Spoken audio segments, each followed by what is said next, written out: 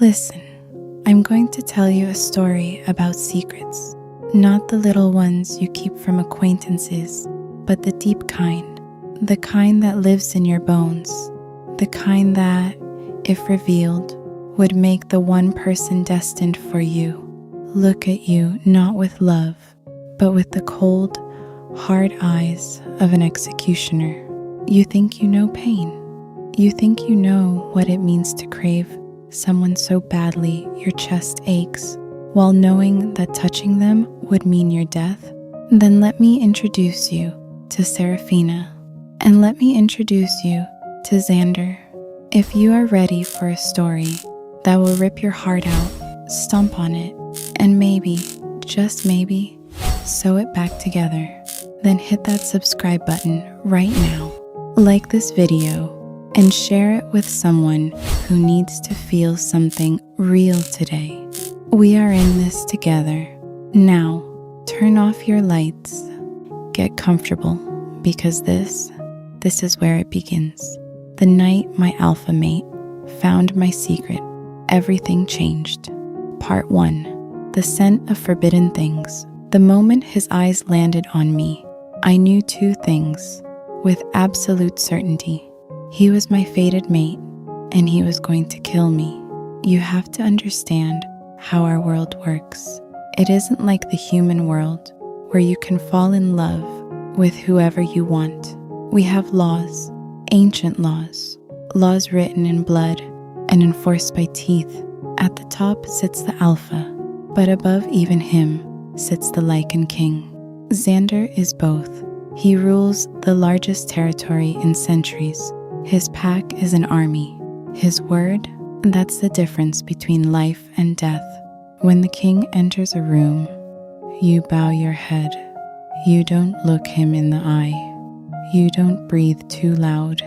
And you certainly, absolutely, do not catch his attention. So of course, I caught his attention. It was the gathering of packs. You know, the one night a year when all the alphas from the smaller packs come to bow to the king and remind him of their loyalty.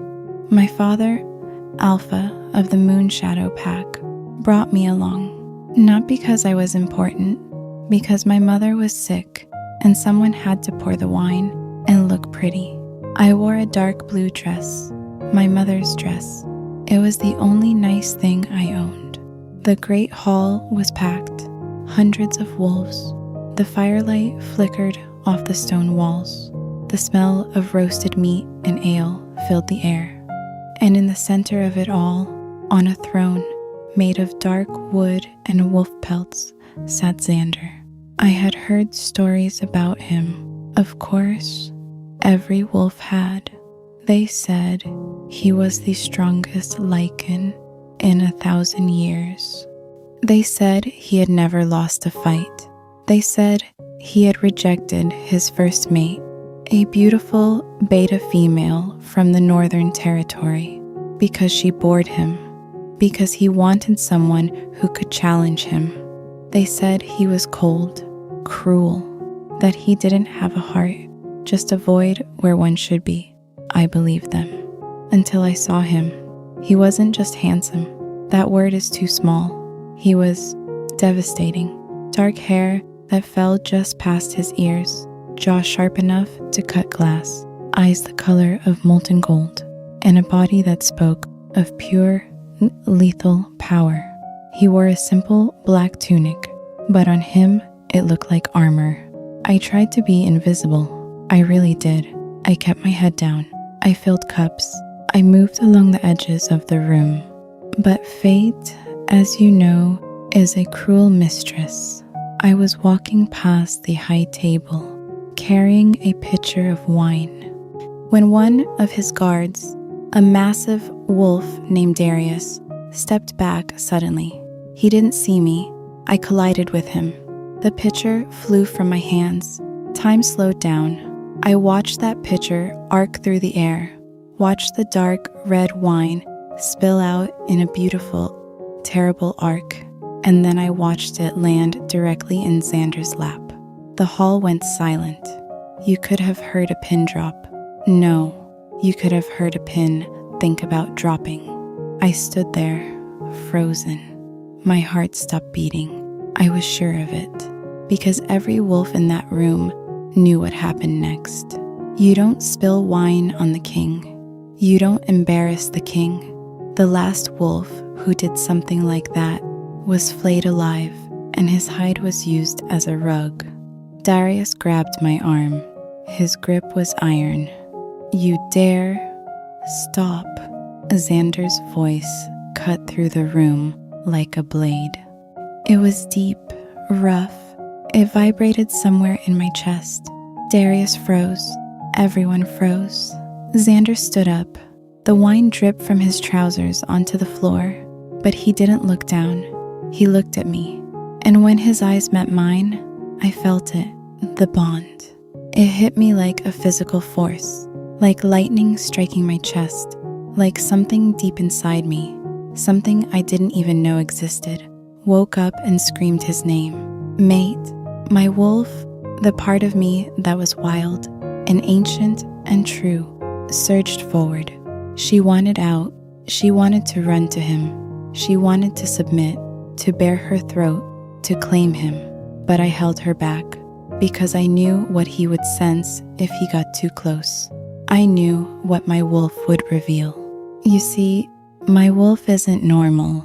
She's broken, cursed, wrong. And if he found out, he would destroy me. Xander took a step toward me, then another. The crowd parted like water before him. He stopped inches from me, close enough that I could feel the heat of his body, close enough that I could smell him. Smoke, pine, and something darker, something purely male. Look at me, he commanded. I didn't want to. Looking at him meant falling into those gold eyes. Looking at him meant he could look back, really look, and see what I was hiding. But you don't disobey the king. I raised my head. The moment our eyes locked, I saw it. The recognition, the shock, the hunger. His nostrils flared. He was scenting me, taking me in. And then his expression changed.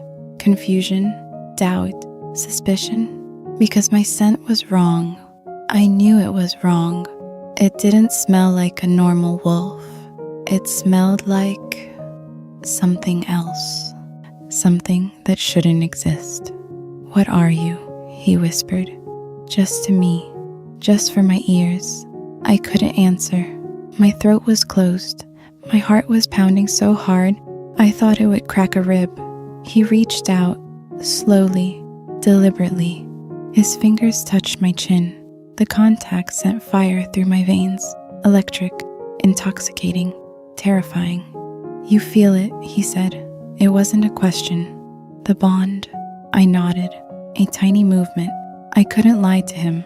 The bond wouldn't let me. His eyes darkened. With desire? With anger? I couldn't tell. Then you are mine, he said, loud enough for the whole hall to hear. By the old laws, by the blood, by the moon. The room erupted. Gasps, murmurs, glances of shock and jealousy from every female present. But I barely heard them because I was watching Xander's face. And I saw the moment he decided to look deeper. The moment he pushed past the surface of my scent and tried to read my soul. His eyes widened. His hand dropped from my chin. He took a step back, and in that moment, I knew. He had found the crack in my armor. He had sensed the truth, not all of it, not yet, but enough. Everyone out, he said. His voice was ice. The alphas hesitated. They wanted to stay. They wanted to see. Now! They moved, fast. The hall emptied in seconds. Doors slammed shut, and then it was just us. Just me, and the Lycan King, and the secret that was about to destroy me. He circled me slowly, like a predator examining its prey. I turned to keep him in sight, but I felt dizzy, weak. The bond was pulling at me, begging me to go to him, to submit, to trust him, but trust would kill me. "You are my mate," he said again. This time, it wasn't a declaration. It was a test. "Yes," I whispered. "But something is wrong with you." I flinched. He stopped circling, stood directly in front of me, towering over me. "Your wolf," he said slowly, "is not a wolf." My blood turned to ice. "What are you hiding, little one?" His voice dropped even lower. "Dangerous. What are you afraid I will find?" I opened my mouth to lie, to deflect, to do anything, but the bond wouldn't let me lie to my mate, and the truth sat on my tongue like poison. I looked up at him, at this terrifying, magnificent, devastating male who was mine by fate and would hate me by choice. "I am not what you think I am," I said. His eyes narrowed. "Then what are you?" The silence stretched between us, heavy, suffocating. And then, because I had no choice, because he was my alpha and my mate and my doom, I told him the one thing that would change everything. "I am half lichen," I said. He went completely still, and half something else. The fire in the hearth crackled. The wind howled outside. Xander stared at me, and for the first time, I saw fear in the eyes of the Lichen King. Not fear of me, fear of what I meant. "What is the other half?" he demanded. I shook my head. Tears burned my eyes. "If I tell you, you will kill me. I am your mate. I would never." "You will," I interrupted. Desperation making me bold. "Because the laws say you must. Because your pack will demand it. Because the creature inside me is the one thing every wolf is taught to hate." His hand shot out, grabbed my wrist. His grip was iron. "Tell me." I looked at our hands, his so large, mine so small, the bond singing between us. And then I looked at his face, at the conflict there, the desire warring with duty, the mate bond warring with centuries of tradition. "If I tell you," I whispered, "you won't just reject me. You will hunt me, and you will kill me yourself." Something flickered in his eyes. Pain, doubt, but before he could respond, the doors burst open. Darius stood there, breathless. "My king, urgent news. The northern packs are moving.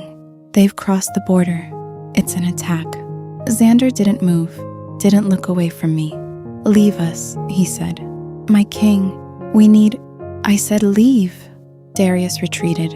The doors closed. Xander pulled me closer, so close I could feel his breath on my lips. "This conversation is not over," he said. "You are my mate. Nothing changes that. Not your secrets, not your fears, not even war." I wanted to believe him. I wanted to fall into his arms and let him protect me, but I knew the truth. When he learned what I really was, when he saw the monster inside me, his love would turn to ash, and he would be the one holding the blade. He released me suddenly, turned toward the door. "Stay here, stay safe. When I return, we will talk." And then he was gone. I stood alone in the empty hall, surrounded by the echoes of a bond that should have been my salvation, but felt like my death sentence, because I knew, with the certainty of prophecy, that when Xander returned from battle, he wouldn't just find a mate waiting for him. He would find a secret that would tear his world apart, and I had no idea which one of us would survive it. Part 2, The Taste of Ash, 3 days. That's how long I waited in that cold stone castle, surrounded by wolves who looked at me like I was either their future queen or their future enemy. 3 days of listening for news from the northern border. 3 days of fighting my own wolf, who screamed for our mate constantly, who wanted to run to him, who didn't understand why we were hiding, why we were afraid, why we couldn't just trust the bond. But my wolf didn't know the whole truth. Only I did. And the truth was this: my mother was not a werewolf. She was a hunter. You heard me right, a human hunter. One of those fanatics who dedicate their lives to killing our kind. She was the best of them, too, the most ruthless. And she had killed more wolves than most alphas have pack members. Then she met my father. I don't know how it happened. Love is strange, isn't it? It doesn't care about laws or loyalties. It just is. They ran away together. They hid. They had me. And when the pack found out, when they discovered that their alpha had mated with a hunter, had bred with her, had created a hybrid abomination, they didn't just exile him. They killed him. I was 3 years old. I don't remember his face. I only remember the screaming. My mother fled with me. She raised me in secret on the edges of pack territory, teaching me to hide what I was, teaching me that the wolf inside me was a curse, not a gift, teaching me that if anyone ever found out, I would share my father's fate. And so when my father's brother, my uncle, found us and offered us protection in exchange for my silence and obedience, my mother took the deal. For 15 years, I played the role of the weak, useless Omega in the Moon Shadow Pack. I let them mock me, let them abuse me, let them think I was nothing, because being nothing meant being invisible, and being invisible meant staying alive. But now Xander knew I was hiding something, and he wouldn't stop until he knew everything. On the 4th day, the gates opened. Xander rode in at the head of his warriors. He was covered in blood. Most of it wasn't his. He looked like a god of war, terrifying, magnificent. I watched from my window as he dismounted, as he gave orders, as the pack swarmed around him, worshipping him, grateful for his protection. And then he looked up, directly at my window, directly at me. Even from that distance, I felt the weight of his gaze, the pull of the bond, the hunger. He didn't go to his chambers to clean up. He didn't go to the great hall to celebrate. He came to me. The door burst open without a knock. He stood there, still bloody, still fierce, and he crossed the room in 3 strides and pulled me into his arms. His kiss was desperate, hungry, like he had been starving for me, like the battle had been nothing compared to the torture of being away from his mate. I should have pushed him away. I should have kept my distance. But the bond, oh, the bond. I kissed him back. I clung to him. I let him devour me. When he finally pulled back, his forehead rested against mine. His breath was ragged. I felt you, he whispered, every moment in my chest, pulling me home. Tears filled my eyes. Xander, no. He silenced me with another kiss. Not yet. I don't want to talk about secrets. I don't want to talk about war. I just need to feel you, to know you're real. He picked me up like I weighed nothing, carried me to the bed, laid me down gently like I was something precious.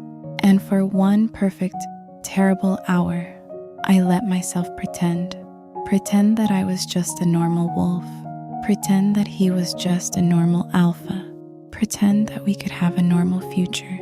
But reality has a way of crashing in. Afterward, as we lay tangled together, his hand traced lazy patterns on my skin. I could feel him thinking, feel the questions building. Finally, he spoke. "The thing you're afraid of," he said quietly. "The other half of you. Is it why your scent is wrong?" I stiffened in his arms.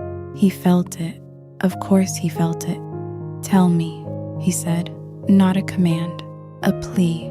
"Whatever it is, we can face it together. You're my mate. Nothing changes that." I wanted to believe him. Moon above, I wanted to believe him. So I took a breath. I took a risk. "My mother," I said slowly, "was a hunter." He went still, completely, terrifyingly still. "A human hunter," I clarified, in case he misunderstood. "One of the ones who kill us, who wear our pelts as trophies." He didn't move, didn't breathe. "My father was an alpha. He loved her. They ran away together. They had me." The words tumbled out now, fast and desperate. "The pack found out. They killed him. My mother raised me in hiding. She taught me to suppress my wolf, to hide what I am." Xander sat up slowly. He didn't look at me. "You're a hybrid," he said. His voice was flat, empty. "Yes, half wolf, half hunter." "Yes." Silence. Long, terrible, suffocating silence.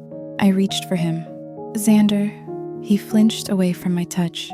The rejection hit me like a physical blow. I gasped. The bond screamed in protest. He stood up, walked to the window, stared out at the night. "Do you know what hunters did to my family?" he asked quietly. I didn't answer. I couldn't. When I was 7 years old, hunters raided our pack.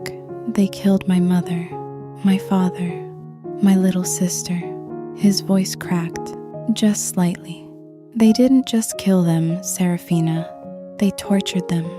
They skinned them alive and hung their pelts from the trees as warnings." Tears streamed down my face. "I'm sorry. I'm so sorry."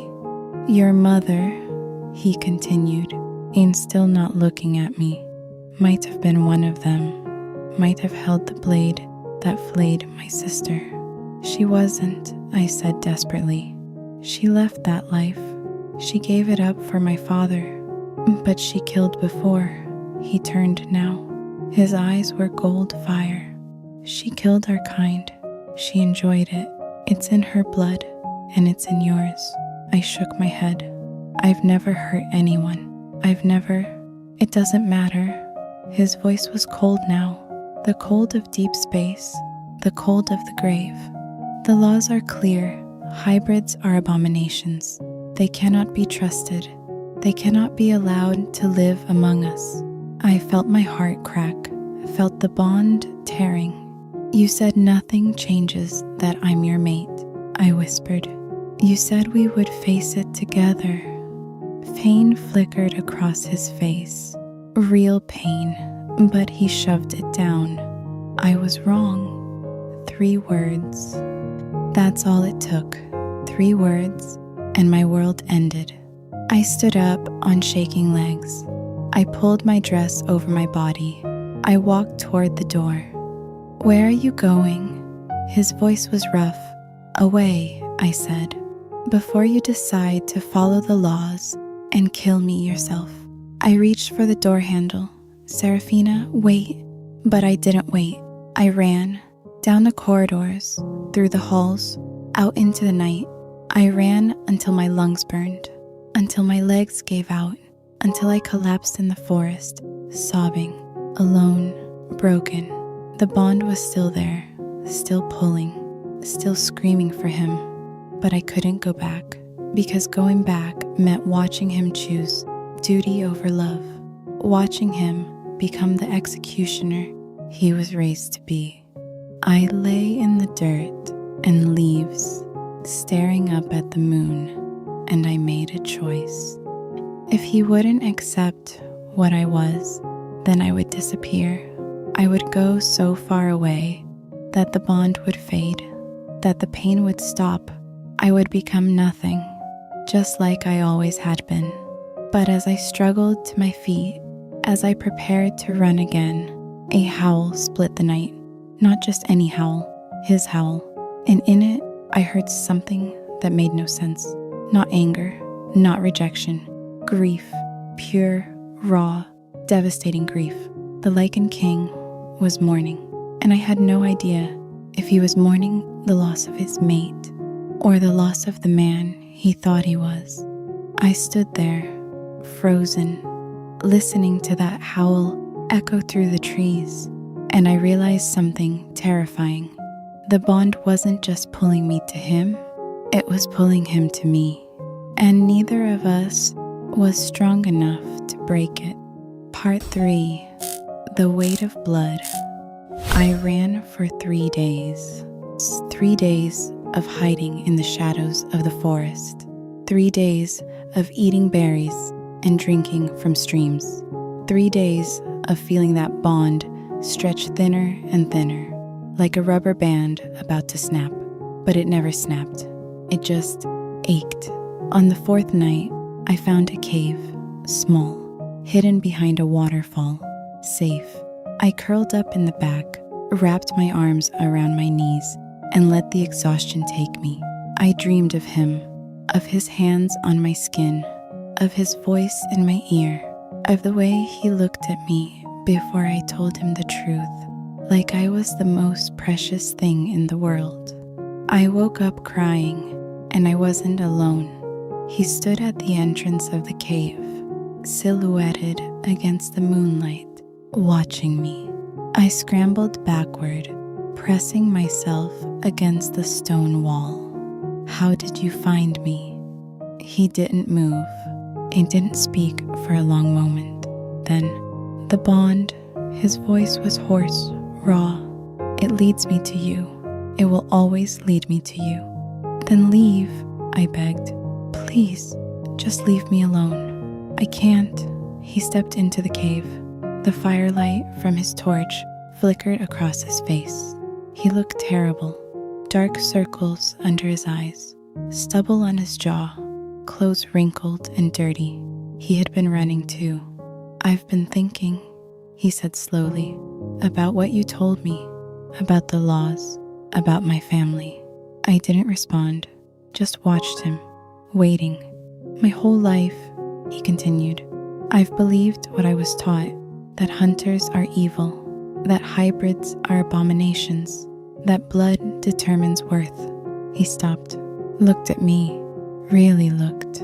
"But you're my mate. The moon chose you for me." "The moon doesn't make mistakes." I shook my head. "The moon doesn't control everything. Sometimes bonds are broken. Sometimes mates reject each other. I don't want to reject you." The words hit me like a punch to the chest. "I've spent 3 days trying to hate you," he said quietly, "trying to see you as the enemy, as an abomination." He moved closer, dropped to his knees in front of me, and I can't. Every time I try, the bond pulls me back. Every time I think of you, my chest aches. Every time I imagine my life without you, it feels like death. Tears stream down my face. "Xander, I don't care what you are." His voice was fierce now, desperate. "I don't care about the laws. I don't care about my pack. I care about you. Only you." He reached for me, slowly, giving me time to pull away. I didn't pull away. His hand cupped my cheek. His thumb wiped away my tears. "I choose you," he whispered, "not despite what you are, because of who you are, because you're brave and strong, and you've survived things that would break most wolves, because when I'm with you, I feel whole." I leaned into his touch. The bond sang between us. "But your pack," I started. "My pack will accept you, or they will answer to me. They'll rebel. They'll let them." He pulled me into his arms, held me tight against his chest. "I am the Lycan King," he murmured into my hair. "My word is law. If I say you are my queen, then you are my queen. Anyone who disagrees can challenge me." I wanted to believe him. I wanted to let myself hope. But fear is a stubborn thing. "They'll find out about my mother," I whispered. about what she was. They'll use it against you. Let them. He pulled back, looked into my eyes. I've killed wolves for less. I'll kill again to protect you. You can't kill everyone who disagrees with you. Watch me. Despite everything, a laugh escaped me. A broken, watery laugh. He smiled, actually smiled, and moon above, it was beautiful. That's better, he said. I like hearing you laugh. We sat there in the cave, wrapped in each other's arms, and for a moment, just a moment, I let myself believe that everything would be okay. But even as we held each other, even as the bond pulsed with warmth and love, I felt it, a shadow, something wrong. I lifted my head, sniffed the air. Xander felt it too. His body went rigid. Something's coming, he growled. We stood together, faced the entrance of the cave, and then we heard it, howls, dozens of them, getting closer. Xander pushed me behind him, his claws extended, his eyes blazed gold.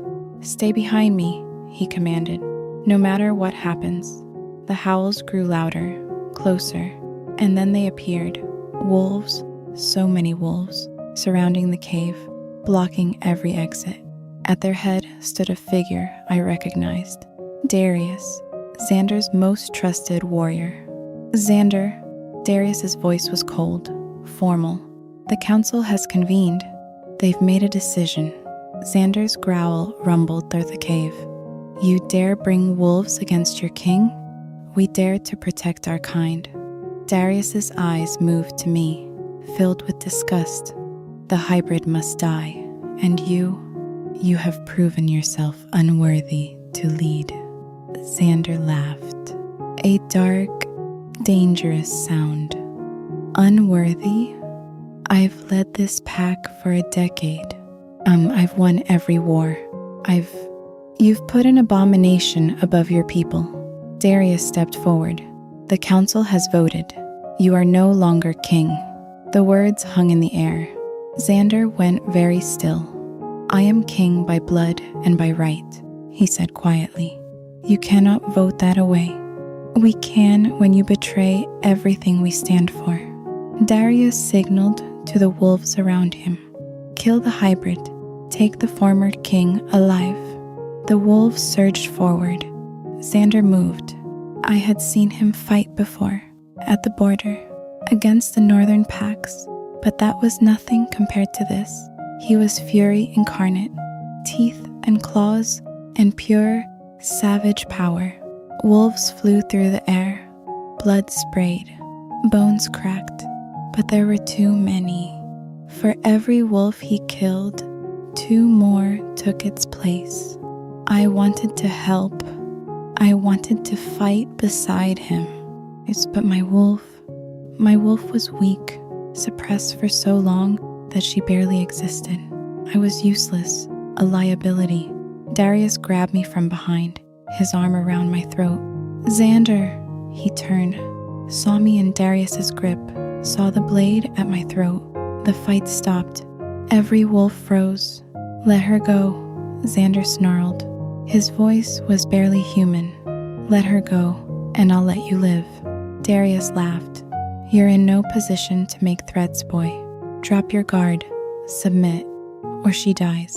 Xander's claws retracted. His posture changed. Submission? No. No, I screamed. Don't. Xander, don't. But he did. For me, the Lycan King, the most powerful wolf in 1,000 years, dropped to his knees in the dirt. For me, Darius smiled. A cold, cruel smile. Look at that. The mighty king, all brought low by a girl. He tightened his grip on my throat. Kill him. No, I don't know where it came from. Maybe the fear, maybe the desperation, maybe the love. But something inside me broke. Or maybe it woke up. Heat flooded my veins. Power, ancient and terrible.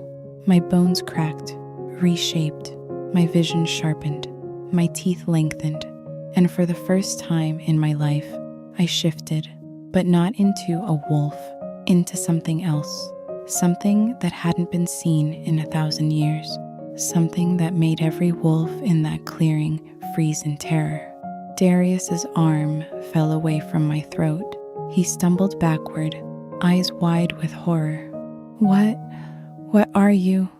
I looked down at myself, at the massive, powerful form I had become, and I understood. The other half of me, the half I had feared my whole life. It wasn't just hunter blood. It was something older, something darker, something that made even the Lycan King look small. I lifted my head, met Xander's eyes, and in them, I didn't see fear. I saw wonder. I saw awe. I saw hope. Seraphina, he whispered, what are you? I opened my mouth to answer, but the words died in my throat, because behind Xander, emerging from the trees, came more wolves. Not Darius's wolves. Worse, wolves wearing the symbols of the elders, the ancient ones, the ones who made the laws, and they didn't look afraid. They looked hungry. Part 4. The fire between. Don't move.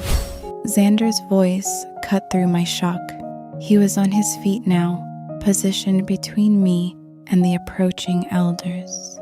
I couldn't move, even if I wanted to. My body hummed with unfamiliar power, and my new form felt right, like I had been wearing clothes too small my whole life, and finally shed them. But what was I? The elders stopped at the edge of the clearing. There were 5 of them, ancient wolves.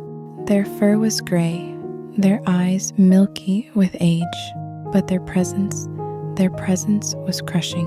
The oldest one stepped forward, a female. Her name was Mora. She had been alive for 500 years. She had seen things no living wolf had seen. The prophecy, she breathed. It's real. Every wolf in the clearing went still. Prophecy? Mora's eyes locked onto me, not with hatred, with reverence. Child, she said. Her voice was like wind through dead leaves. Do you know what you are? I shook my head. The movement felt strange in this new body. Mora stepped closer. Xander tensed, but she waved him off. I mean her no harm. She is the one we've been waiting for. Darius found his voice. Elder Mora, this is a hybrid, an abomination. She must be. Silence. One word from Mora, and Darius dropped like a stone. Literally dropped. His knees buckled. He hit the ground. You see, elders don't just have authority. They have power. Ancient power. Power that can crush even an alpha. Mora turned back to me. Shift back, child. Let me see your human face.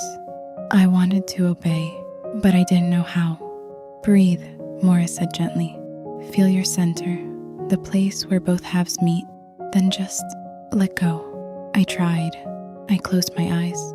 I breathed, and slowly, painfully, I felt my body change. Bones reshaping, fur retreating. When I opened my eyes, I was human again, naked, shaking.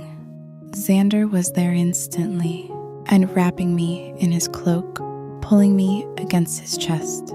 Mora watched with something like wonder in her ancient eyes. 1,000 years ago, she said quietly, there was a prophecy.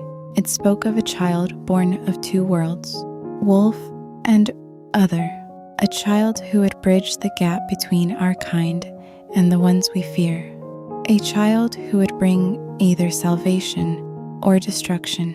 She looked at me. We thought the prophecy was lost. We thought the bloodline had died out. She paused. But here you stand, the Lycan King's mate, the hybrid who should not exist. Xander's arms tightened around me. She's not a threat. She's exactly what the prophecy described. Mora's voice was firm, and she is in grave danger. Darius struggled to his knees. Elder, please. The laws?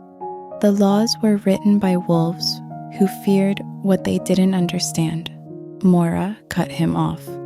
Fear makes us cruel. Fear makes us stupid. I have lived 500 years, Darius. I have seen what fear does to our kind. It nearly destroyed us once. She turned back to me. There are those who will want to use you, child. Those who will want to study you. Those who will want to destroy you. Her eyes flicked to Darius. And those who will want to control you. Xander growled. No one controls my mate. Mora smiled. A thin, ancient smile. Good. You'll need that fire. She looked at the other elders. We must take her to the sacred place, the Moonstone Cave.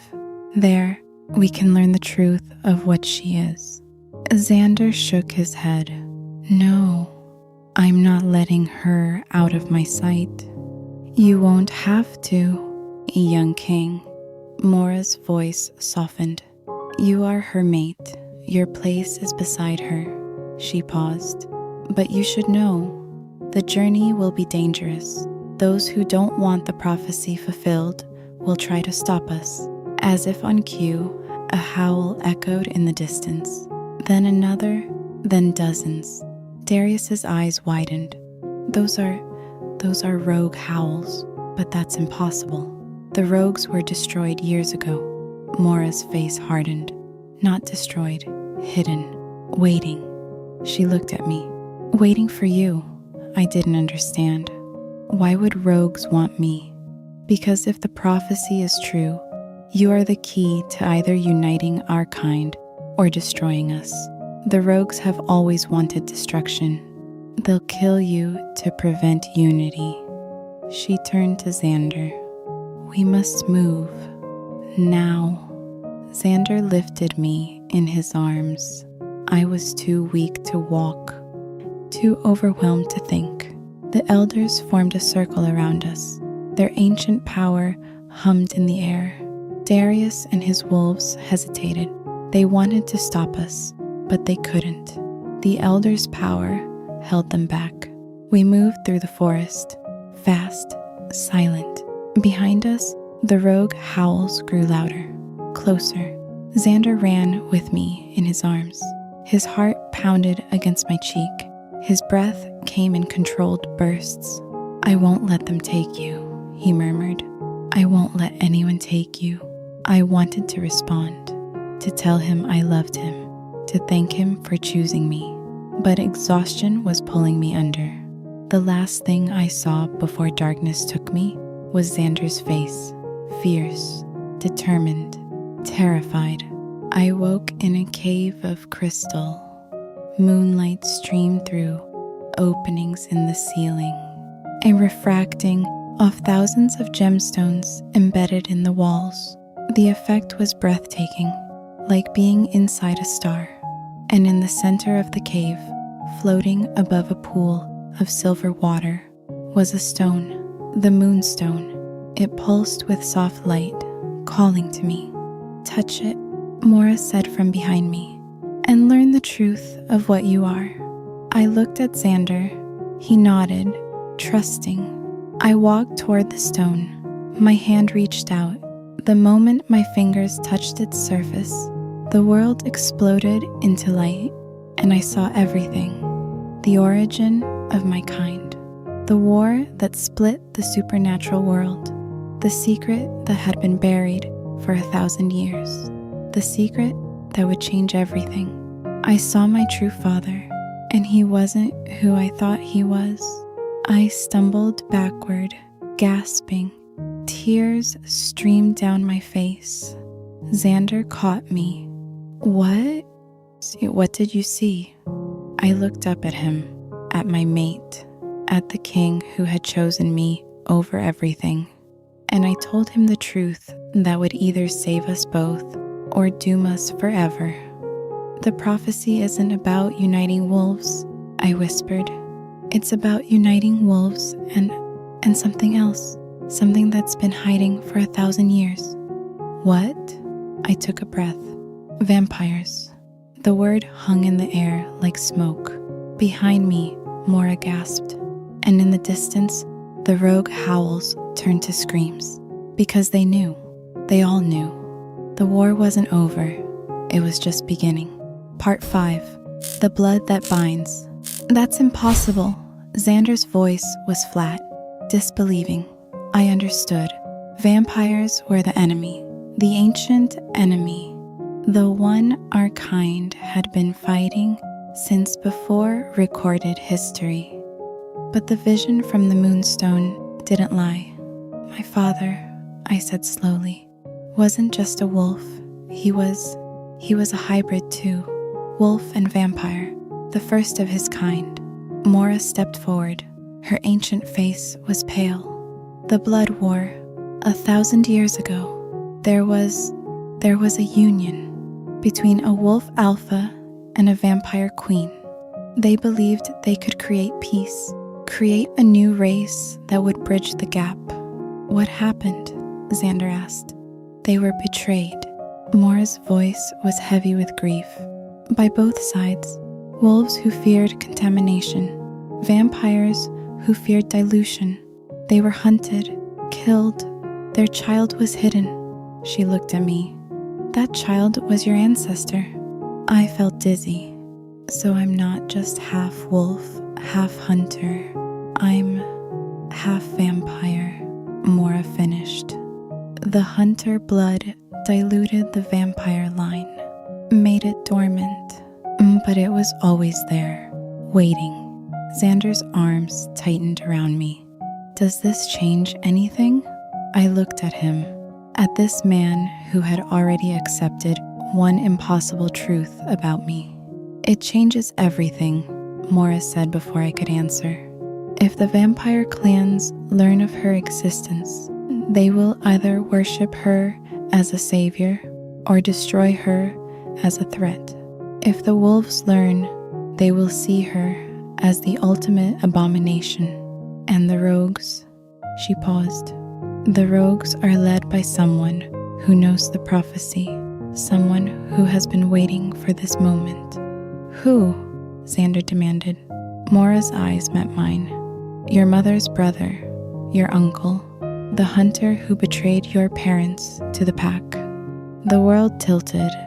My uncle, the one who had protected us, the one who had brought us into the Moonshadow Pack. He's not a hunter anymore, Mora continued. He was turned by a rogue alpha. They've been building an army, waiting for you to awaken. I thought of my uncle's cold eyes, his careful distance, the way he always watched me. It wasn't protection, it was surveillance. He wants to use me, I whispered. The prophecy, he wants to control it. Yes, Mora's voice was grim. And now that you've touched the moonstone, he knows you're here. They all know. As if on cue, the cave shook. Dust rained from the ceiling. Xander pulled me to my feet. They found us. The elders formed a protective circle. Their ancient power flared, but outside, the howls were deafening. Hundreds, maybe thousands. And beneath the howls, something else. A sound I had never heard before. A high, keening wail. Vampire battle cries. They've joined forces, Mora breathed. Rogues and vampires united against us. Xander looked at me. Can you fight? I didn't know. I had shifted once, by accident, in terror. But now, I can try. He nodded. That's all I ask. He shifted. His lichen form was massive, terrifying, beautiful. I closed my eyes, reached for that place Mora had described, the center where both halves met, and I let go. The change was different this time, faster, smoother. When I opened my eyes, I was something new, not wolf, not vampire, something in between, stronger than both. Xander looked at me. Even in his lichen form, I saw the awe in his eyes. Together, he said. His voice rumbled through the bond. Together, I agreed.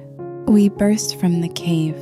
The battlefield was chaos. Rogues everywhere. Vampires swooping from above. The elders fighting with ancient magic. Xander's loyal wolves, somehow having followed us, engaged in desperate battle. And at the center, watching, stood my uncle. He was changed. No longer the weak, scheming man I remembered. He was massive, powerful. His eyes glowed red. "Seraphina," he called out. "Niece, come home," I growled. "You're not my family.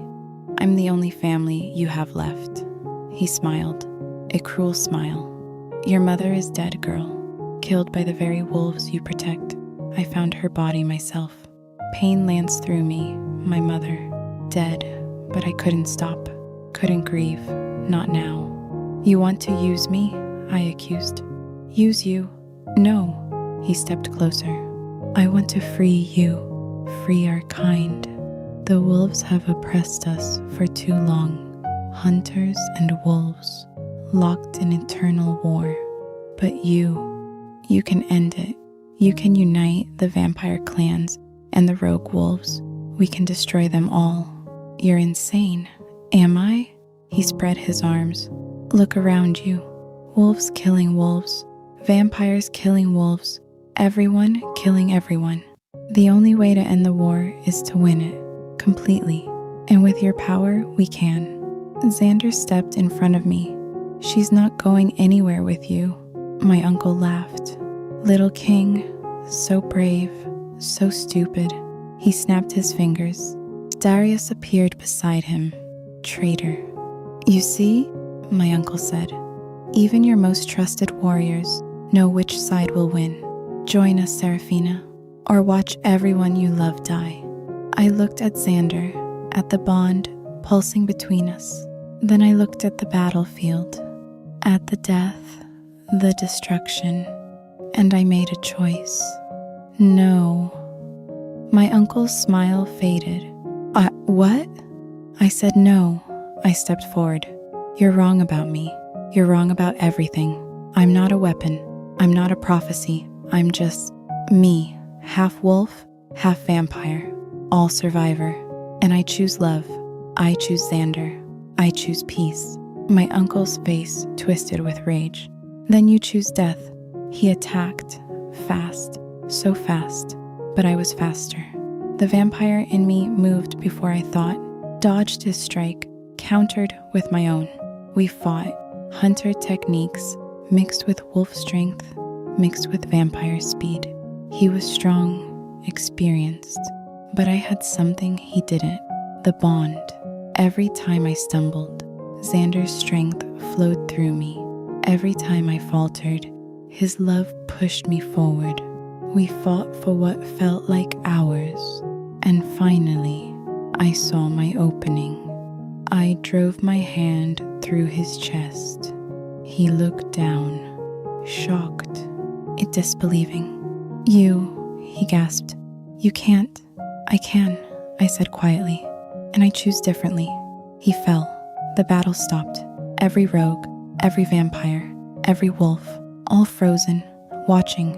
I stood over my uncle's body, covered in blood, and I spoke. "The war ends now." Silence. Then movement. A vampire elder stepped forward, old, regal. "The prophecy speaks of one who will unite or destroy," he said. "You have chosen unity. We will follow." A wolf elder stepped forward too, nodded. One by one, the fighters lowered their weapons. Xander came to me, pulled me into his arms. "You did it," he whispered. "You ended it."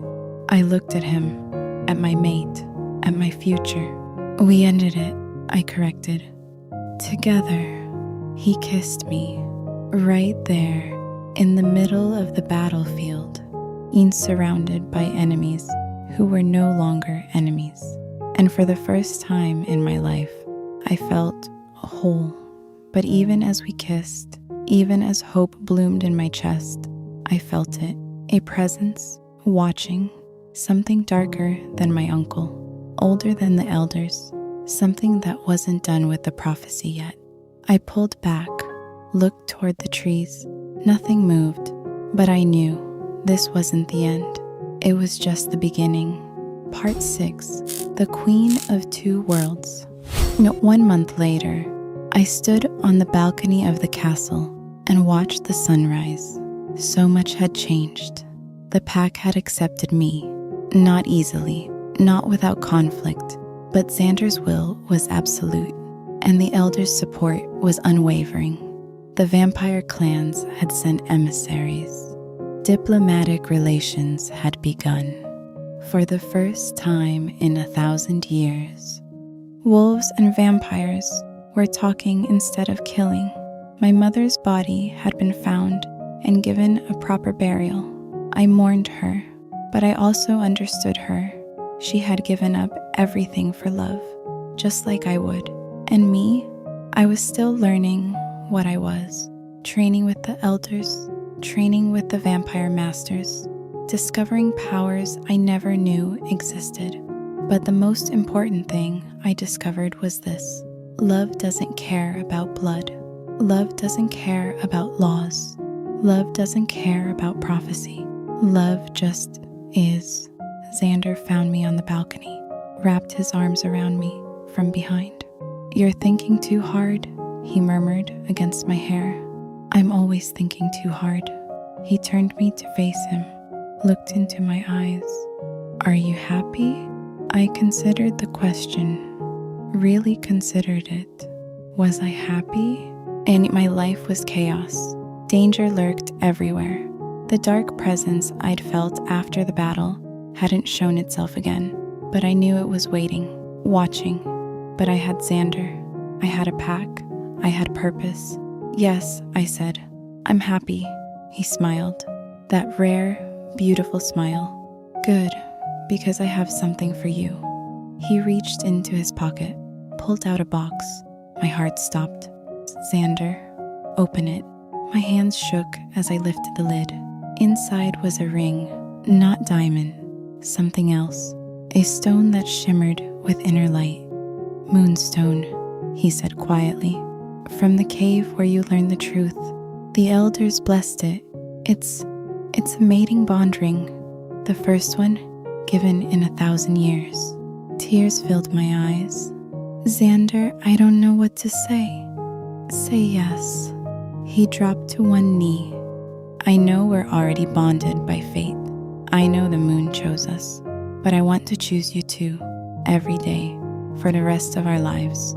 I laughed, cried, pulled him to his feet.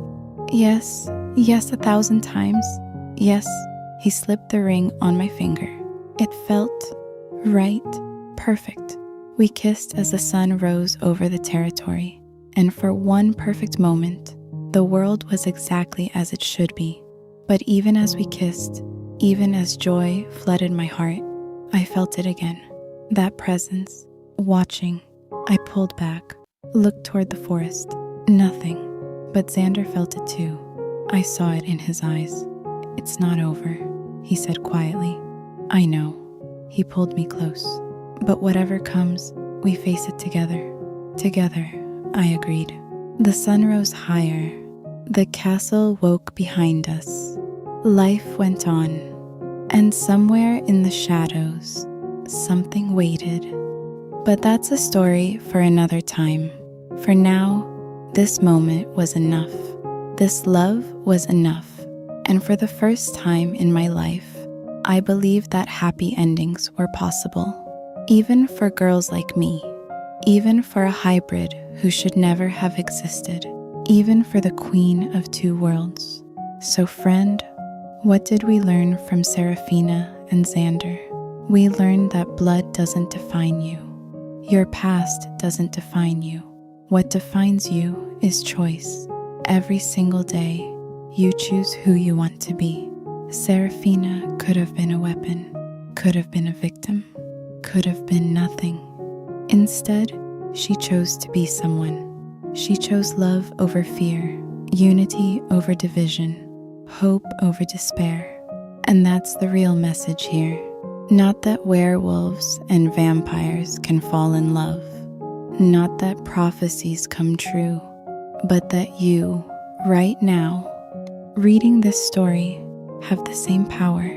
Whatever you're hiding, whatever you're afraid of, whatever makes you feel like an outsider, an abomination, a mistake, it doesn't have to define you. You get to choose. Choose love. Choose hope. Choose to believe that happy endings are possible, even for you.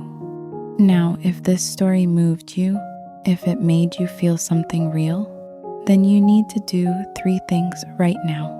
First, hit that subscribe button, because there is so much more to come. The dark presence at the end, that's not going away, and I'll be telling that story soon. Second, like this video. Let me know that stories like this matter, that they touch something deep inside you. Third, share this with someone who needs to hear it, someone who feels like an outsider, someone who needs to know that they matter. And comment below, what was your favorite moment? The first meeting, the cave revelation, the final battle? I read every comment, every single one. Thank you for going on this journey with me. Thank you for feeling with me. Thank you for being here. Until next time, friend, stay wild, stay hopeful, stay you.